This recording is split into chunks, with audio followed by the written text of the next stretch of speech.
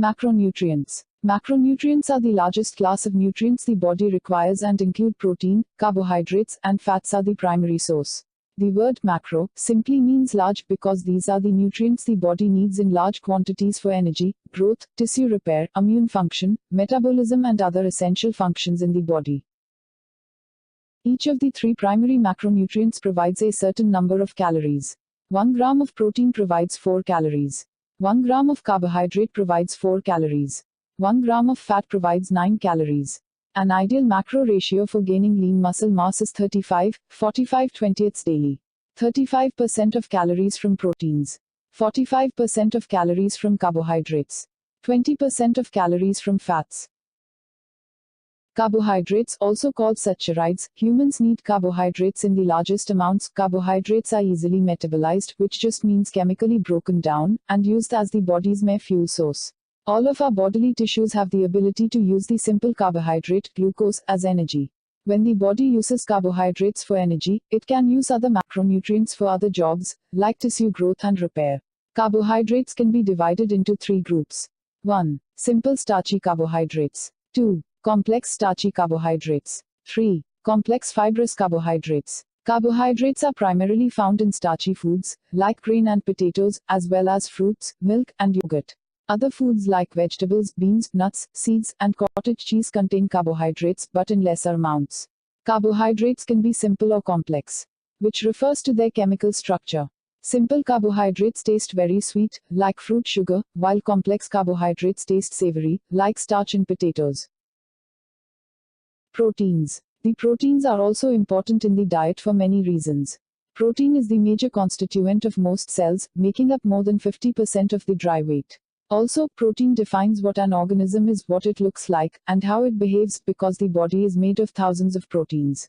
Proteins are used to produce new tissues for growth and tissue repair and regulate and maintain body functions.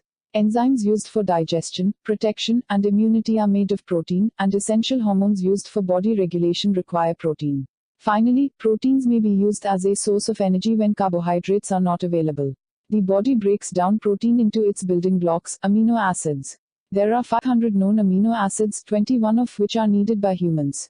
Of the 21 necessary for life, 9 are considered essential since they cannot be produced by the body and must be eaten.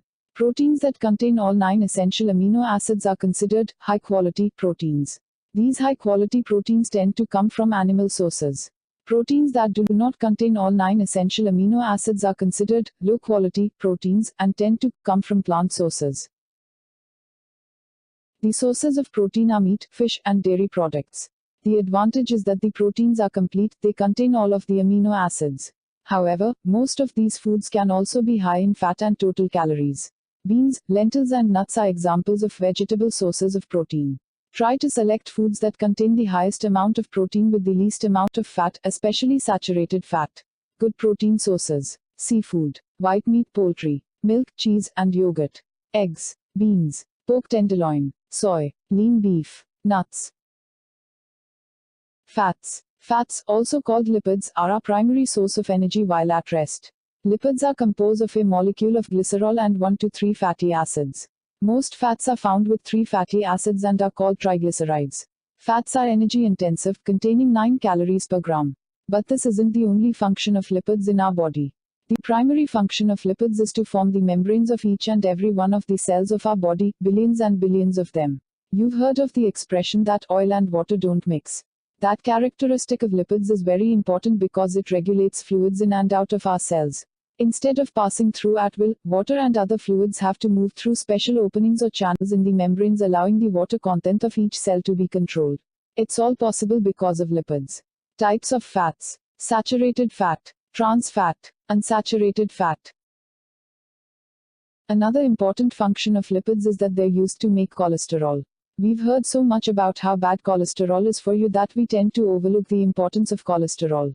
It works right next to lipids in the cell membranes and makes the membranes rigid and able to hold their shape. There are many more membrane functions thought to be attributed to cholesterol's presence, but the research continues. Cholesterol is also used to make hormones necessary for metabolism and sexual development.